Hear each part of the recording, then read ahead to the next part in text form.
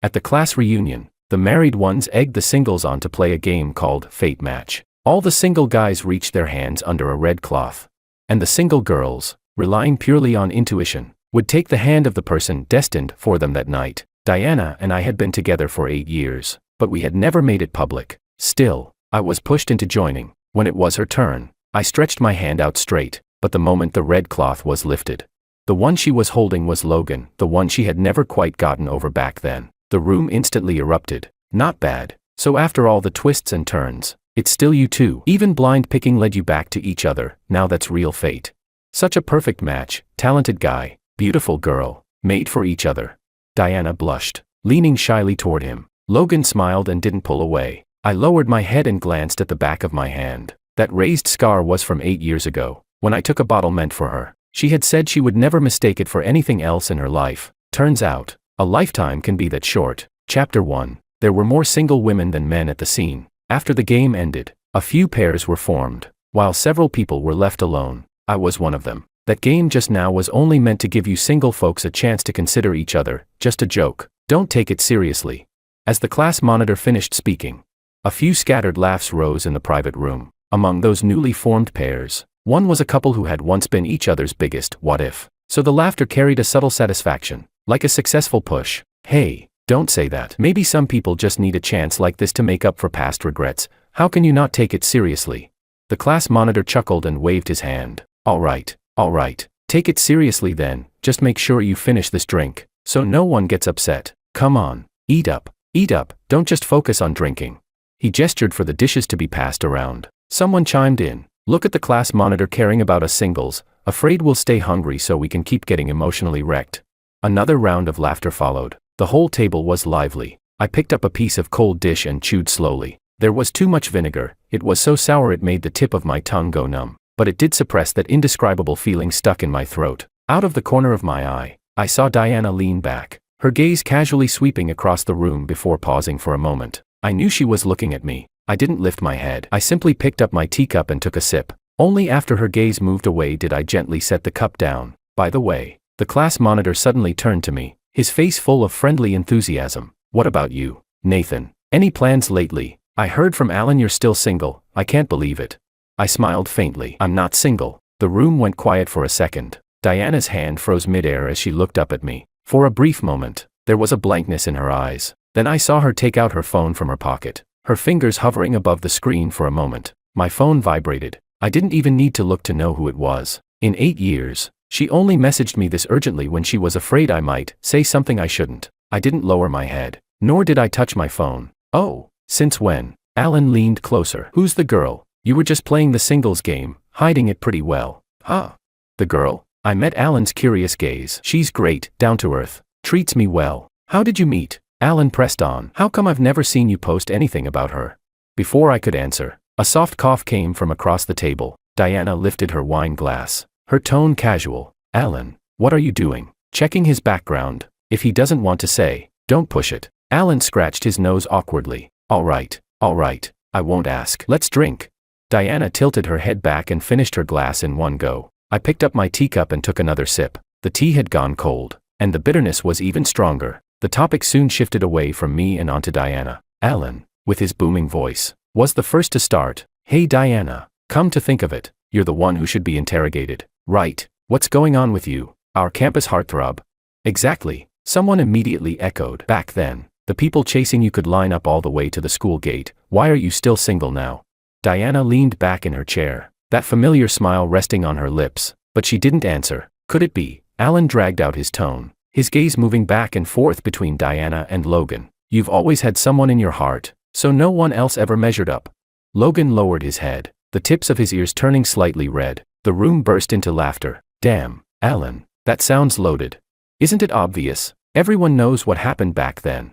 Oh wow. Then this fate match today is really. The teasing grew louder and louder. Logan looked a bit uncomfortable under everyone's laughter. He picked up his glass and took a sip. Don't talk nonsense. Diana neither confirmed nor denied it, but the smile on her lips deepened just a little. Chapter 2. 8 years. I could read every one of her expressions clearly. That faint smile, what did it mean? It meant she didn't dislike what was being implied. It meant she was allowing everyone to tease her like this. It meant Logan's flushed ears pleased her. The glass in my hand was cold, the chill traveling from my palm straight to my chest. Diana, say something already, someone urged impatiently. She finally spoke, her voice lazy. Say what? Tell us if it's true or not. She let out a soft laugh and set her empty glass on the table. What answer do you want to hear? That response was even more suggestive than a direct admission. The private room instantly became as lively as a festival. Logan's lips curved into a faint smile, light shining in his eyes. I used to have that same light in my eyes, but at some point, it had dimmed little by little, dimmed to the point where I stood here like an outsider, listening as others teased her about another man. All right. The class monitor cut in at the right moment. Don't put her on the spot. Come on, let's drink. Glasses clinked again. I raised my cup of long cold tea as well. Logan coughed twice from choking on his drink. Diana turned her head to look at him, then casually took his glass away and replaced it with a cup of hot water. I lowered my head, staring at the soggy tea leaves at the bottom of my cup. Our class gathered once a year. Year after year, the seating changed, the topics shifted, but one thing had remained unchanged for 8 years. She had never once served me food, poured me water, or even called me by my full name in public, because she wanted to avoid suspicion. She said she didn't want to go public, too troublesome, too many rumors, too many complications. I believed her. I waited 8 years, waited until I got used to sitting a little farther away from her. Used to her walking past me without even glancing my way. Used to being a proper, ordinary classmate, until this year, when Logan finally returned to the country and showed up at our reunion. Only then did I realize, the person she wanted the whole world to know about, was him. I unlocked my phone. The glaring message she had just sent appeared on the screen. Don't say anything. I stared at those words until my eyes stung. My fingers unconsciously traced the scar on the back of my hand. 8 years, it had long since stopped hurting, but tonight, for some reason, it itched intensely, as if something was growing out from the cracks of my bones, inch by inch, only to rot away just as it emerged. Hey, speaking of which, a female classmate suddenly said, Logan, now that you're back, you'd better hurry. Your parents said if you still can't find someone, you're not allowed to go back again. That's not happening. Someone immediately responded. Exactly, with so many amazing women in our class, how could we let you get sent away? Logan pressed his lips together in a smile but didn't respond. Well, isn't there a perfect candidate right here? Alan's gaze flicked toward Diana. The teasing erupted instantly. Right, Diana. Your chance to shine. Hurry up, don't keep him waiting. Talented guy, beautiful girl, made for each other.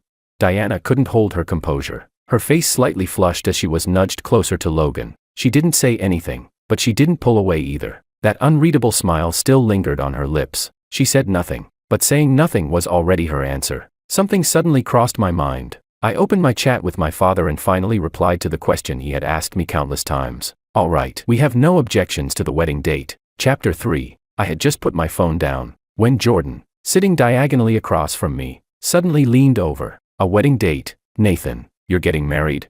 His voice wasn't loud, but it came at just the right moment. The teasing in the room had just died down. Several pairs of eyes turned toward me at once. I smiled, not denying it. Yeah, I'm not getting any younger. My parents picked a date. Holy shit. Alan was the first to explode. We just found out you have a girlfriend, and now you're jumping straight to marriage? Who is this mysterious girl of yours? Don't tell me she's one of our old classmates. When's the wedding? Questions came one after another, the atmosphere lively again. I laughed it off, trying to brush it aside, but just as I was about to deflect, Logan suddenly spoke. Hey, don't be like that. If you ask too much, you'll make him embarrassed. But since it's already decided, you must have been together for a long time, right, Nathan? That question made the room fall silent for a moment. All eyes were on me. I curved my lips slightly. We've known each other for half a month. She's a good person. That hit even harder. Even the figure sitting across from me, who had been silent all along, straightened up. Wait, Nathan, are you serious? Yeah, with your situation. You're getting married after knowing someone for just half a month. It's not a rushed marriage, I said calmly, taking a sip of tea. When you meet the right person, and your 8 characters are compatible, half a month is enough. Author's note. The 8 characters, a traditional Chinese system used to interpret a person's destiny based on their birth time. Diana still held the same posture. Over the years, I had hinted more than once that I wanted to settle down. Half a month ago, I had even asked her for her 8 characters, saying my parents would check for an auspicious date. She knew about that. A thin layer of frost flashed across her face, then melted back into that composed expression. Perhaps she felt relieved that I said half a month instead of 8 years. Congratulations. Logan spoke first, smiling slightly. So when's the wedding?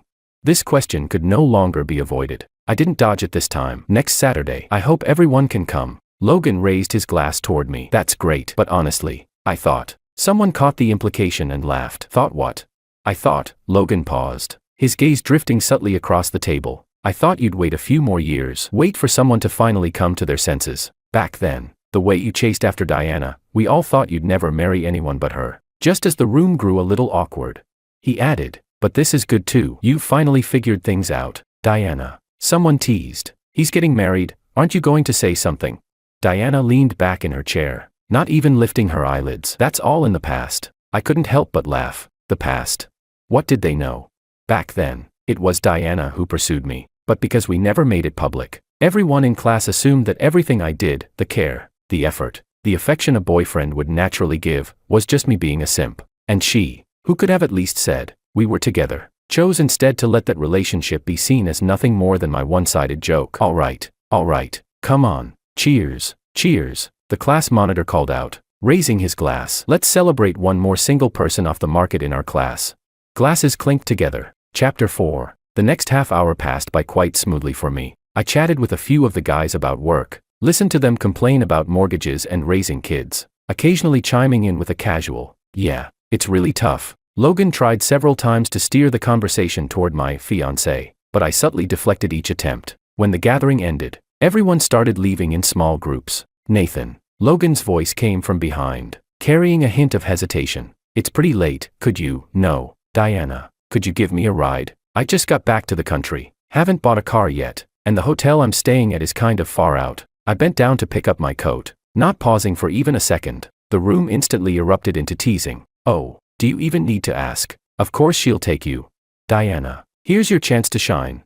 I straightened up and walked past them. Out of the corner of my eye, I saw Diana standing beside Logan. She smiled faintly. Let's go. Clean, decisive, no hesitation. I pushed the door open. A gust of cold wind rushed down my collar, blowing the lively voices behind me far away. The numbers in the elevator ticked down one by one. When I saw the number 8, I suddenly thought of that summer 8 years ago. Logan had transferred abroad, and Diana, drunk in a bar, got into an argument. Without thinking, I stepped in and took a bottle meant for her. While getting stitches at the hospital, she held my hand tightly, repeating over and over, I'll never mistake it again. This scar is my mark, I'll recognize it for the rest of my life. Turns out, the rest of my life is this short. Short enough that once the game ended, she held someone else's hand. The elevator doors opened. I stepped inside. My phone suddenly vibrated. It was a message from Diana. You handled things pretty smartly today, but saying you're getting married next Saturday is too reckless. Wait until I get back, we'll figure out how to fix this. I let out a small laugh and exited the chat.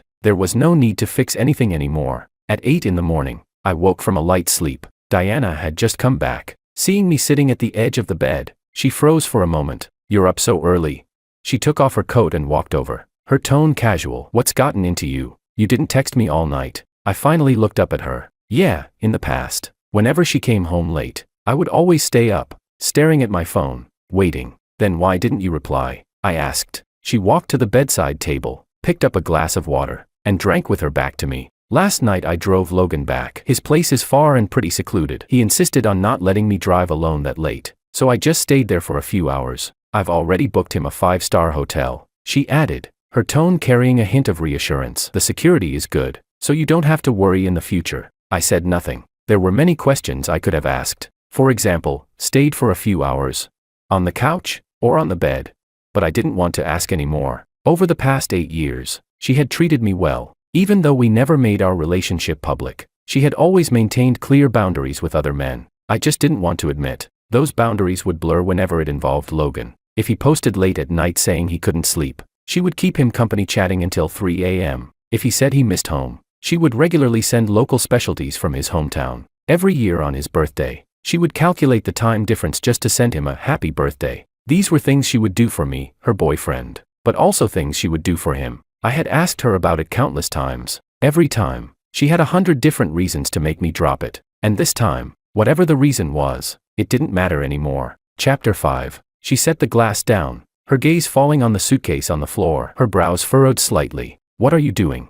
Going home. I placed a sweater inside, my tone calm. Before the wedding, I need to stay back for a few days. It's a hometown custom, not meeting the bride before the ceremony. She froze for a moment, then walked over and crouched beside me. She reached out and pressed down on another piece of clothing I was about to pack. It was just a joke. Don't keep this going. I met her eyes. It's not a joke. The 8 characters have been checked, they're very compatible. I lowered my gaze, pulling the clothes out from under her hand. If I don't get married this year, I'll have to wait another 2 years. She looked at me, the usual casualness in her eyes fading. After a long pause, she suddenly said, 2 years is fine too. Once I'm done being busy these 2 years, we can have an even better wedding. My hand paused mid-motion. 2 years.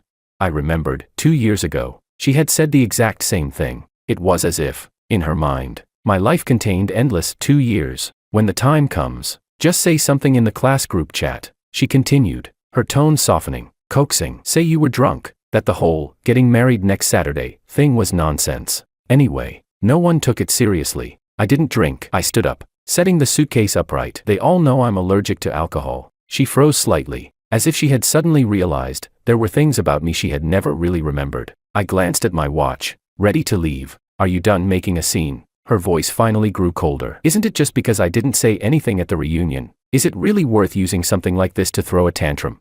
I looked at her, about to say something, when she suddenly pinched the bridge of her nose. There's something I didn't tell you, actually. Before she could finish, her phone rang. She glanced at it, then walked to the window to answer. The call was brief. After hanging up, she stood there for a few seconds in silence before saying, something came up with Logan. I need to go check on him. We'll talk when I get back. She grabbed her coat and hurried out.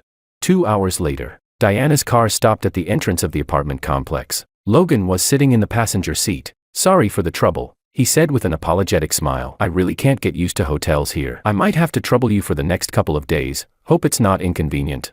Diana's hand paused slightly. It's fine. She needed to think about how to explain this to Nathan. Just a few sentences would do. He had always been reasonable. She took out her phone and started typing as she walked. Logan will be staying tonight. After a moment's thought, she deleted it. Better to explain in person. Sooner or later, their situation would be known anyway. She opened the door. The entryway was quiet. Logan dragged his suitcase inside, looking around the apartment. The place is nicely decorated, he commented. Living alone in such a big apartment. Ah. Diana followed behind, her gaze sweeping across the living room. Almost unconsciously, she took a few steps toward the bedroom. The door was open. The bed was neatly made. The books that had been on the bedside table were gone. Diana. Logan's voice came from the living room. Do you have any water? I'm a bit thirsty. She stood there, as if she hadn't heard him. Something in her mind lagged, like it was a step too slow to catch up. Chapter 6. Diana.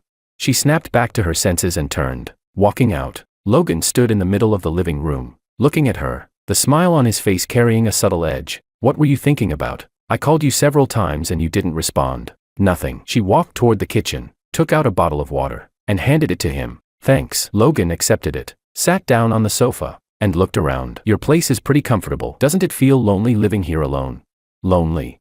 Of course it wasn't lonely. Nathan had never allowed this home to feel that way. There would always be handwritten notes from him on the fridge, daily greetings. A spare key he had prepared sat neatly in the entryway. That ugly storage box under the coffee table held all the little odds and ends. The plants on the balcony, he had taken care of them for years. In the bedside drawer, there was always stomach medicine he had prepared. Whenever she stayed up late, he would quietly leave a cup of hot water by her side, then walk away without disturbing her. This home was filled with traces of him, but now, she stood in the middle of the living room and suddenly realized, all those traces were gone. Logan walked around once, then suddenly said, this place is really nice. I'd like to stay a few more days. Is that okay? Diana froze for a moment. Then a thought crossed her mind, maybe it was better that Nathan wasn't here. That way she wouldn't have to explain why Logan was moving in. She wouldn't have to look into Nathan's hurt eyes as he said, it's fine. No need to coax him. No need to feel guilty. She turned and walked into the bedroom. When she opened the wardrobe, she realized, not a single piece of his clothing was left. Something suddenly felt off. It was too clean, as if he had never lived here at all. As if the traces of 3 years had been completely erased in one night when she wasn't home. Diana. Logan called her from downstairs. She walked back down. Only then did she notice he was standing by the coffee table, holding something in his hand. What's this? A gift for some guy? He shook the small box slightly, smiling at her. It looks pretty nice. Diana recognized the box. It was the bracelet she had given Nathan on his birthday when they first got together. He had cherished it, afraid of damaging it, so he had always kept it safely stored away. He didn't take it with him. Something inside her chest suddenly caved in, just a little. Give it to me. She walked over, took the box from his hand, and opened it. The bracelet lay neatly inside, a silver chain with a small blue pendant, glimmering under the light. "Your boyfriend's?" Logan asked. She didn't answer. She just stared at the bracelet. Something he had treasured so much, he must have forgotten it. "Yeah." In the end, she answered almost instinctively. Logan froze. The corner of his lips twitched, as if he wanted to smile, but couldn't. Then, he paused, his tone carrying a hint of playful coaxing. "Give it to me, then I'll be your boyfriend." Diana lifted her eyes and looked at him. Then she gently closed the box. "Not this one," she said. He'd be upset, afraid things would get awkward. She added, "If you like something, pick it yourself. I'll pay." The smile on Logan's face stiffened for a moment, then slowly faded. "Who is he?" he asked. "The guy from the reunion." Logan followed her, his voice tightening. "The one who said he's getting married?" She stopped in front of the sofa, her back to him, not turning around. "Diana, do you know why I went abroad back then?" Logan walked around to face her, his eyes already reddening. "Because I saw how close you were getting with him." She lowered her gaze and said nothing. "I've been waiting for you." Logan's voice trembled. "All those years overseas, every time someone pursued me, I kept thinking, what if you were still waiting for me? What if you just weren't ready yet?" Chapter 7. He took a deep breath and looked at her. "Diana, I could already tell at the reunion, Nathan cares about you. And you, the one you care about is me, isn't it? He wasn't there today because of me, right? Let's stop lying to ourselves. If he really liked you, how could he run away like a coward? Doesn't he even have the courage to compete with me fairly?" Diana raised her eyes. "He just went back home to prepare for the wedding," she said. Her tone was so firm that even she found it surprising. "We already discussed this. Prepare for a wedding." Logan let out a short laugh. "Didn't he say the person he's marrying is someone he's only known for half a month?" Diana didn't respond, but she knew it clearly in her heart. That person was her. The whole half a month. The so-called compatible 8 characters, it was all something he made up out of frustration. He had asked her for her 8 characters before, saying he would take them home for his parents to check. So the one he matched with was her. The one he intended to marry was also her. "Diana." Logan stepped closer. "Your relationship was never made public, and yet he says he's going to marry someone he's only known for half a month." Logan lifted his hand and gently placed it on her arm. "Wake up. Okay, he doesn't even." "Logan." She cut him off, pulling her arm back, her voice turning distant. "Nathan and I have our own way of being together. If you have other intentions, then you shouldn't stay here." Logan's hand froze in midair. "I'll book you a hotel nearby. If you need anything, I'll be around." I was out of line. Logan forced a smile, trying to look composed. "Sorry." He paused, lowering his gaze, his voice softening. "Don't worry, I don't have any other intentions. I just wanted someone to talk to. I can't get used to hotels. In a few days, once my mom finishes her business, we'll leave the country again. You're my good friend, you wouldn't refuse to help me with something like this, right?" Diana stood there, unmoving. That night, she couldn't fall asleep. For 3 years, he had always slept on the left side, and she on the right. Now the left side was empty, and the bed felt much bigger. She couldn't sleep. Her mind was a mess. One moment it was the image of him packing his suitcase. The next it was Logan standing in the living room asking, "Doesn't it feel lonely living alone?" Then, somehow, her thoughts drifted back to the past. Back then, she and Logan were the pair everyone in class loved to tease. One was the campus beauty, the other the campus heartthrob. Even sitting together in class would earn whistles. It wasn't that she had never felt anything for him, but there was that rich girl who pursued Logan. Every gift she gave was a limited edition, entire counters worth at a time. Diana had looked at her own empty pockets, and didn't even have the courage to compete. Then she met Nathan. He was completely different from Logan. He never made her guess his feelings, never got upset if she didn't reply to messages, never played those push and pull games. When she was in a bad mood and didn't want to talk, he would simply stay quietly by her side. Even the sound of him turning pages soft and careful. He made her realize that being loved didn't require proving anything. So she pursued him. After chasing him for half a year, they got together. It was just that, before she succeeded, she didn't want to make their relationship public. Maybe it was out of stubbornness. Back then, chasing Logan had been so exhausting. Now that someone loved her so easily, she wanted to hide it,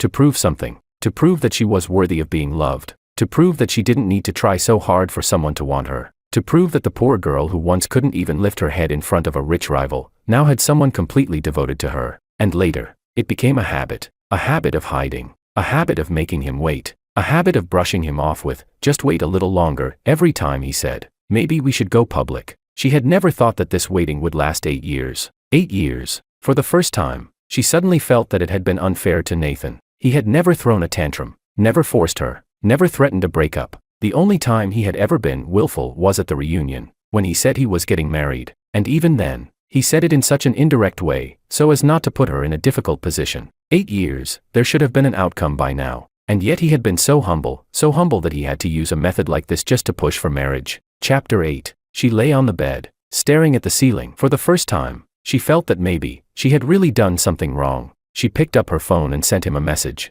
but it sank without a trace. He had always been gentle, but sometimes he could be stubborn too. Maybe she had really gone too far at the reunion. Back then, under the red cloth, when she touched that scar, she had already guessed it was his hand. And yet, she still chose someone else. The hand she truly wanted to hold. She had been paying attention to it ever since people started suggesting the fate match game. The accessories he wore, the shape of his fingers, and then she reached out and took it precisely. She thought it was just a game. She thought she could take this chance to openly hold the hand she hadn't dared to hold in her youth, just to satisfy that vague, indescribable selfish desire. She thought he would understand, but she forgot. It was the first time in 8 years that he had stretched his hand out so straight. He was afraid of not being chosen, and she forgot that he could feel pain too. In the days that followed, she didn't send a single message. It wasn't that she didn't want to, she just didn't know what to say. Stop being like this and come back. But this time, didn't he have every right to be upset? I miss you. But she didn't even dare to make their relationship public. What right did she have to say she missed him? What he wanted was just that wedding on Saturday, but it was too rushed. What could she even say? That she needed time to prepare? Logan had been quiet these past few days. He really was just staying there. No boundaries crossed. Diana went to work and came home every day. But every time she returned to the empty living room, it always felt like something was missing. On Friday night, she lay on her bed scrolling through her phone. She tapped into his profile picture and hesitated for a moment. Still, she typed, "Nathan, I'm sorry. The 8 characters I gave you last time were fake. I'll come find you on Saturday, and we'll go together with your parents to check them again." Okay, she sent it, expecting a flood of angry replies. Instead, a red exclamation mark. She stared at that red exclamation mark for a long time. A sudden unease crept into her chest. He had never done this before. Even when they argued, he would at most go silent for a few days. Once she messaged him, he would reply. She had always thought he would be like that forever. Always there, always waiting, always forgiving. But now, he had blocked her. The next second, someone posted a video in the class group chat. Door crashing for wedding gifts. The bride is stunning. The bridesmaids are ruthless. The groom's about to cry, ha ha ha.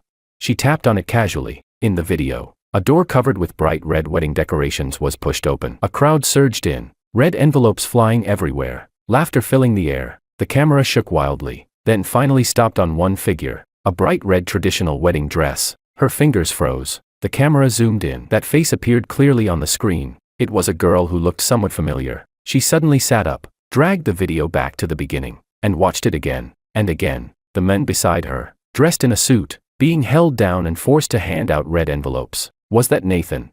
Chapter 9. The group chat kept flooding with messages. Wait, Nathan really got married? I thought he was joking at the reunion. Who's the bride? Does anyone know her? You guys who didn't come really missed out. Turns out Nathan's secret girlfriend is actually Michelle, the top student back then. Holy shit, it's really her. Nathan's got game. Getting married after knowing each other for half a month, if that's not fate, what is? Congrats, congrats. See you all at the wedding tomorrow. Message after message popped up. She couldn't process a single one. The phone trembled in her hand, the screen's light stabbing into her eyes. Half a month. Michelle. Then what about her? What about her 8 years? Nathan, how could he? Diana stood up, barefoot, and walked out. Logan came out of the guest room and was startled when he saw her. Diana, what's wrong?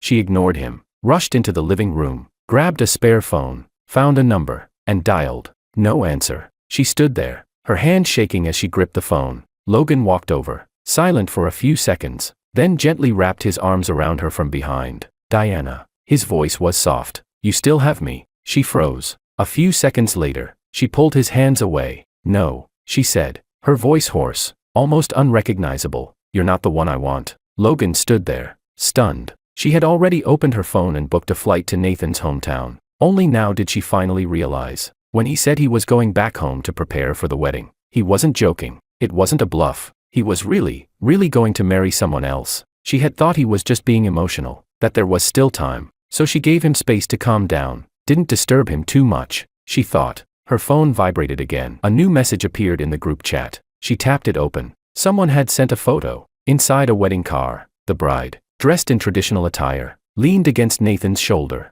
smiling sweetly. The bride's been picked up wishing him happiness. This is great. Back in school Nathan used to tutor me. I really hope he's happy. Top student plus top student. They're such a perfect match.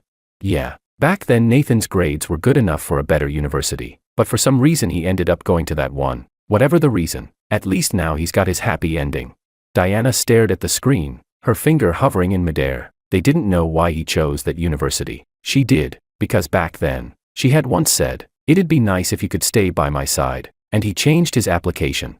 And later, she had indeed done her part, made sure he never worried about food or clothes, gave him a comfortable life, gave him a home in the city, but she had never given him a name, a place. Work was busy, social obligations endless, colleagues talkative, timing never right. She always had 100 reasons to delay it, delayed it until he didn't need it anymore, delayed it until he didn't want it anymore. When Diana arrived at the hotel, the wedding had already ended 2 hours ago. The banquet hall doors were wide open, staff clearing the tables. "Excuse me," she grabbed a server. "Where's the groom?" "He already left." The wedding car drove off around 2. "Where did he go?" The server glanced at her and shook their head. "How would I know?" She turned and ran. The parking lot. The wedding car shouldn't have gone far yet. Guests still needed to be sent off. Outfits returned. Gift money counted. He should still be nearby. She ran down the corridor, through the hotel lobby, and into the parking lot. She scanned car after car. No wedding car, no bride in red. Only a few scattered guests getting into their vehicles, preparing to leave. And then she saw it. Beside a black sedan stood 2 people. One of them was Nathan. He was speaking to a man with his head slightly lowered. That man was Jordan, their mutual classmate. Diana slowed her steps and stopped where she was. Nathan suddenly lifted his head. His gaze swept over, and paused on her face for a second. Jordan followed his line of sight, froze for a moment, then frowned. "Diana." He took a couple of steps forward, surprise in his tone. "Why are you here? The wedding's already over. Who are you looking for?" "My boyfriend." She stared straight at Nathan. Jordan froze. He glanced back at Nathan, then turned to her again. "Your boyfriend came to Nathan's wedding too." Diana walked around him, heading toward Nathan. Jordan stepped in front of her, his voice rising slightly. "Diana, Nathan's been exhausted all day. If you're looking for your boyfriend, maybe check the main hall. He might not have left yet." "He is my boyfriend," she said, her voice sharp. "Nathan is the man I've been dating for 8 years. Chapter 10. Jordan froze. A few seconds later, he let out a laugh, one filled with disbelief. "What are you even talking about? When did he become your boyfriend?" "At the reunion last week. You were still saying you were single."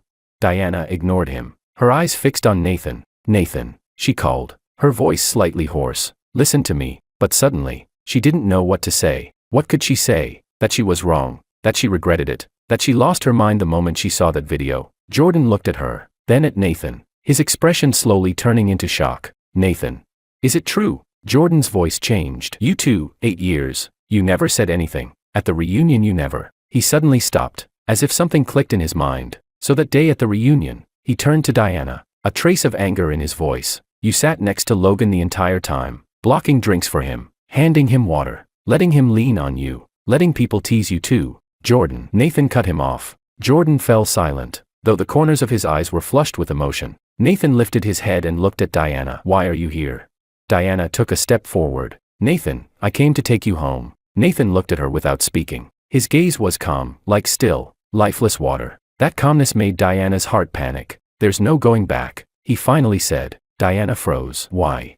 Nathan curved his lips slightly. "Simple. Because our 8 characters aren't compatible." Her expression stiffened for a moment. Then she spoke quickly, almost urgently. "That's not true. Listen to me. The 8 characters I gave you before were fake. I was afraid that if your parents saw they were compatible, they'd push for marriage even more. So I just made something up. You're a modern guy. I thought you wouldn't want to get married so early. Your career's just starting. Life is still long. Being tied down by marriage would be such a waste." She looked at him, that familiar, self-assured gentleness in her eyes, as if saying, "See, I understand you. I'm thinking for your sake." Nathan suddenly felt like laughing. So in these 8 years, she had never known what he truly wanted. She thought he didn't want marriage. She thought he was like her, needing to hide, to wait. She thought all his hints, his careful suggestions, his hesitant, "Maybe we should go public," were just him playing along with her. She didn't know. Every morning he woke up, looking at the person beside him. All he thought about was when he could finally, openly call her his wife. She didn't know. Every time he passed by a bridal shop, he would take a second glance, imagining what she would look like in a wedding dress. She didn't know. She didn't know anything. Diana. He said her name softly. Do you know something? When my parents urged me to get married, it wasn't because they were anxious for me to find a wife. She froze. It was because they were afraid I had waited too long, and that I might end up with nothing. The look on her face was like she had just been struck, still not fully processing it. She stepped forward, panic creeping into her voice like never before. Then we'll calculate it again. This time I'll give you the real 8 characters. Go back and tell your parents the previous one was fake. Have them find someone to recalculate. Nathan let out a soft laugh. It was so light, it sounded almost like a sigh. No need. What? No need to calculate again, he said, because from the very beginning, I never let my parents calculate your 8 characters at all. Diana froze. I just wanted to see what you would say. Nathan looked at her, and for the first time, there was something in his gaze. Fatigue, relief, and the final letting go. I tried every possible way to tell you that I wanted a family, that I wanted an ending, with you. He paused. But you, he smiled faintly. You gave me fake 8 characters, and told me not to overthink it. In the distance, a black car slowly pulled up. A woman in a white wedding dress stepped out and walked quickly toward them. Chapter 11. Nathan. She walked to his side, her gaze sweeping over Diana. She didn't ask anything, just draped the coat in her hand over his shoulders. It's cold. Don't catch a chill. Nathan lowered his head to look at her and smiled. Diana stared at the woman. It was her, the one sitting on the wedding bed in the video, the one holding his hand at the wedding. Nathan. Her voice was hoarse. Even if you're angry at me, you shouldn't treat something as important as marriage so carelessly. Do you even know her? What's her name? What does she do? What's her family like? How long have you even known her? Nathan looked at her and suddenly curved his lips. The smile was faint, but it made Diana's heart drop. The fortune teller said our 8 characters are very compatible, he said. Diana froze. Just because of the 8 characters? Her voice rose, trembling. You married someone you've only known for half a month just because of that?